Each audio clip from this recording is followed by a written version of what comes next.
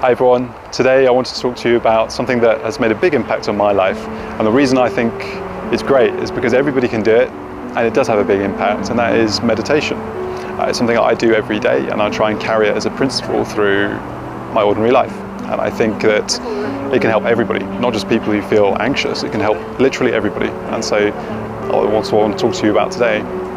Before I talk to you about precisely what it is that I do, I did want to address some myths or misconceptions that I hear about meditation and which sometimes prevent people doing it.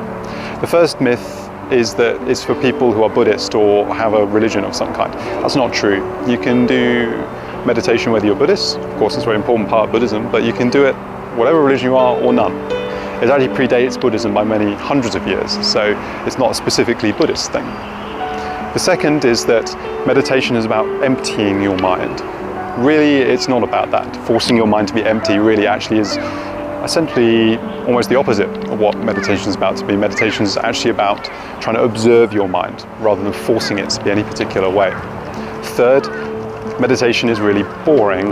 Well, you may feel and experience boredom during meditation, but again, half the purpose is to observe your emotions, and boredom may be one of those emotions, but you may experience many other emotions as well.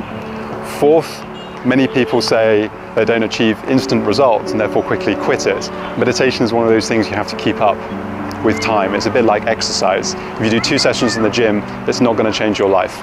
If you do a protracted period over a number of years, it could change your life. Same with meditation. It's not a quick fix, it's not an instantaneous fix, it's something that you work on with time. Having said that, what is it that I do? What is meditation? Well, there are actually many types of meditation. Like within, say, Buddhism, you don't just have sitting meditation, which is kind of what I'm going to talk to you about today, or concentration, breath meditation. You have many, many different forms, such as compassion meditation and so on and so forth. Let's focus on kind of concentration or breath meditation. That's what at least I do and what I have found helpful. In breath meditation, let's say essentially you sit down. You can sit in the lotus posture if you're sufficiently flexible. I am not, so I just sit in an ordinary cross leg. You can even sit on a chair. You can even do it while walking. Walking meditation is also extremely popular and common. But let's talk about what I do. I sit down, cross-legged. I keep my eyes open. A lot of people like to close their eyes during meditation. I have found that A, it's quite easy to fall asleep, and B, actually when you close your eyes, your mind tends to imagine more stuff. So sometimes it can be a little bit harder to get into that state of concentration. So I keep my eyes open, I sit down, you keep your back relatively straight, and then I focus on my breath. I experience the breath coming in and coming out, and I try and devote my attention to that. Now, inevitably, your mind will start wandering and thinking about other things. What do I have to do today? Like, what was that thing I bought yesterday? What am I going to have for dinner? Like, you start thinking about your work and all this kinds of stuff. And that's when people start to get discouraged because they think that meditation is about emptying your mind. It is not. This is good. This is actually the meditation working. The idea of meditation, the key part of this meditation, is that you observe your mind. You stop becoming a participant in your thoughts and emotions and you observe them. That's really the key for me. And so these thoughts arise, I notice them, I register them, and then I try and refocus on my breath. And that's the process. Thoughts come up, emotions come up, I notice them, I acknowledge them, and then I try and refocus on my breath. That is the process of meditation. That's it.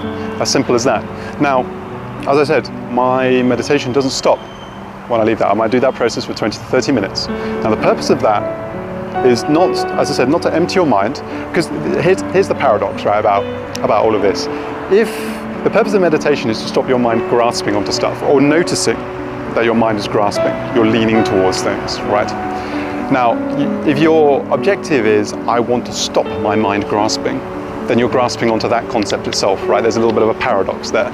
So the more you want your mind not to grasp, the more you are grasping your mind not to grasp, right? So the purpose of meditation is to stop the grasping, not by forcing it, but by noticing it, and then trying to bring your mind back to the present moment. Because when the mind is in the present moment, it's quite difficult to grasp onto objects, grasp onto impermanent things. That's really at the heart of what this kind of breath meditation is. And so that's why I say it's not about emptying your mind, and there's no such thing as failing in a meditation session. The point is awareness and noticing things. Now, how can you carry that onto your day? Because I did say earlier, it's not just about the 20 or 30 minutes you spend sitting observing your breath.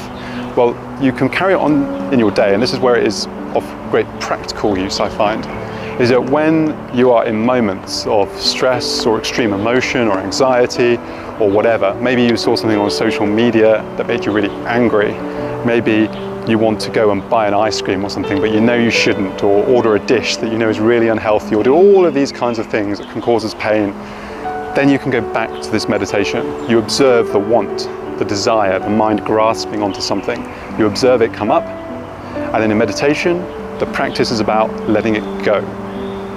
So these things that you shouldn't do, but you want to do, the things that hurt you, the things that you grasp onto, all the stuff I was talking about in the last two videos about grasping onto impermanent objects, about ego and all of this, you observe it rise in you.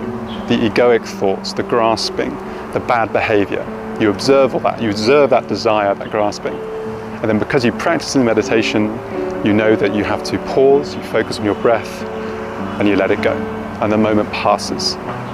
And that's why I think meditation is really important for life.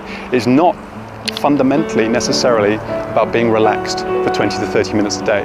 It's not fundamentally about 20 to 30 minutes of de-stressing, like 30 minutes on the meditation mat and then 23 and a half hours of stress in the rest of your day. That's not what it's about. It's about teaching you a technique, in my view, at least how I've used it, teaching me a technique throughout my entire day, my entire life, that I can use to try and live a healthier mind. And that for me is why meditation is useful both on the mat, both when you're sitting and actually doing it, but also is a huge help when you're off it as well. There's a very famous Vietnamese Buddhist monk called Thich Nhat Hanh. He says you can meditate basically anywhere, even when you're doing the dishes. The point is focus on the present, and you let all of this grasping mind, these emotions, you observe them and then you let them pass. And that is the heart of meditation.